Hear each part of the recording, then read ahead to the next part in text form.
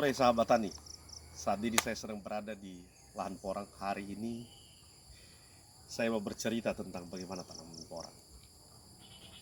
Ada banyak teman-teman kemudian bertanya kepada saya, Pak Herman, kenapa begitu semangat menanam porang?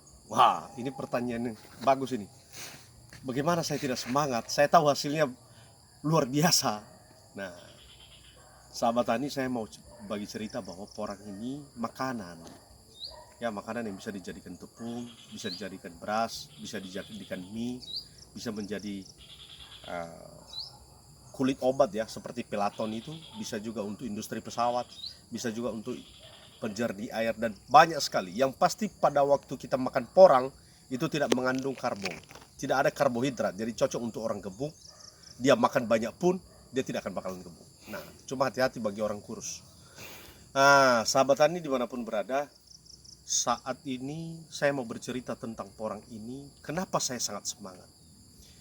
Saya coba berhitung kemudian pada waktu saya diberitahu oleh teman bahwa porang ini sangat prospek. Wah, saya bilang sejauh mana prospeknya? Dia berkata kepada saya, ayo Pak Herman, kita coba pelajari. Kami coba pelajari. Saya kemudian masuk ke Ponorogo, saya kemudian masuk ke Subang, saya masuk ke Madiun. Jadi Madiun itu awal daripada porang sekitar 20 tahun yang lalu. Nah, porang ini diimpor. Maaf, saya ulangi, porang ini diekspor. Ya, juga diolah dalam negeri. Diolah di dalam negeri untuk memenuhi kebutuhan pembuatan mie dan berbagai macam-macam makanan. Tetapi yang pasti bahwa banyak kemudian yang diimpor diekspor ke luar negeri ya. Cina saat sekarang ini, pada waktu saya bercerita hari Sabtu yang lalu kepada pemilik pabrik yang sedang membangun pabrik porang di Lubuk Pakam ya, di Deli Serdang. Dia bercerita bahwa kebutuhan dunia untuk porang ini semakin hari semakin tinggi. Cina, satu negara Cina saja, mereka kemudian membutuhkan porang ini sebanyak 5.000 ton dalam bentuk kering. Nah, bagaimana perhitungannya? 1 kilo porang kering dengan 4 kilo porang basah.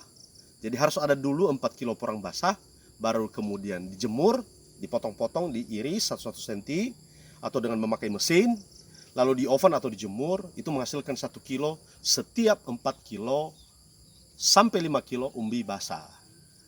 Nah, berapa harga porang saat sekarang ini? Harga porang umbinya itu dijual mulai dari setengah kilo ke atas, harganya sekitar 12-13 ribu. Tapi kalau di Jawa 15 ribu.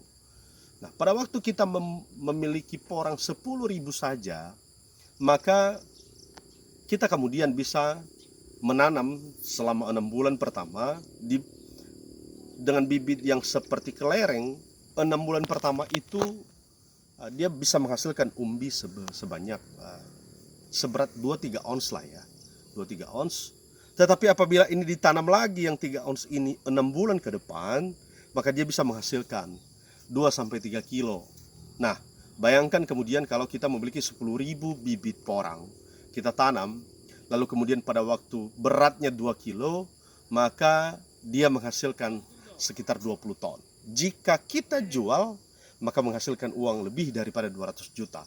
Lalu berapa modalnya? Nah, mendapatkan kemudian bibit porang saat sekarang ini memang sedang semakin tinggi harga karena semakin langka. Ya, karena banyak sekali yang menanam porang pada saat ini. Pertanian yang sangat memiliki harga yang paling tinggi di antara tanaman-tanaman yang lain.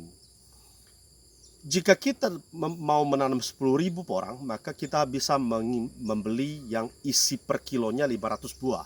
Ya, 500 buah.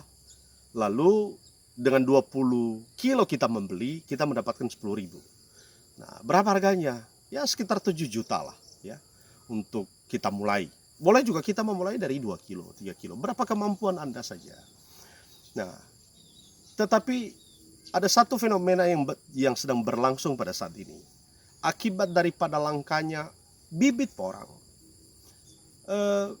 harga bibit yang dari umbi yang seberat 2 ons artinya dalam 1 kilo ada 5 buah ya. Ada 5 buah kali 2 ons berarti 1 kilo. Jadi per kilonya 100.000. Itu 100.000 loh Bapak Ibu. Nah, coba kita hitung. 10.000 ya. Setiap kilonya 5. Berarti kalau 10.000 bagi 5 itu berarti 2 ton ya. Kalau 2 ton kali 100.000 itu berapa Bapak Ibu?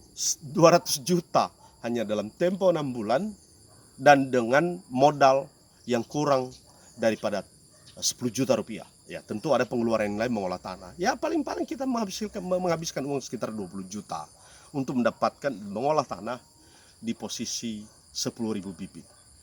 Tapi dalam tempo 6 bulan kita bisa menjual sampai 200 juta. Itu benar nggak Pak Herman? Benar, ini serius, ini sungguh-sungguh.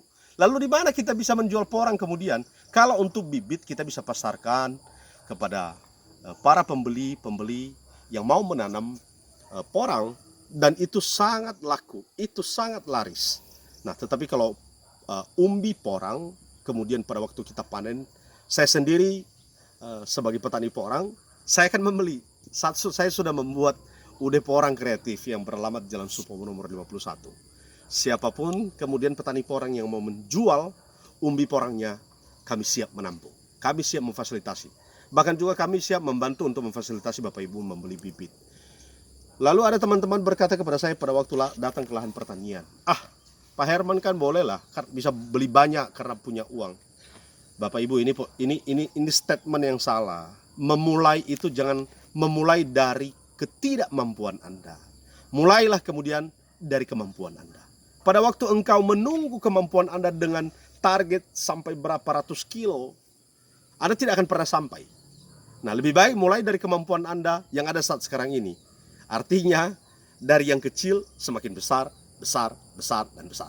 Setuju? Nah, saya yakin setuju. Nah, para pemuda kita saya anjurkan untuk ayo kita bertani. Nggak usah gengsi-gengsi lah. Ayo kita bertani. Turun ke lahan.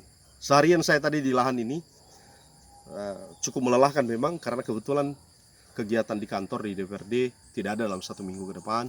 Maka saya menyempatkan waktu saya, mengisi waktu saya dengan hal-hal yang positif.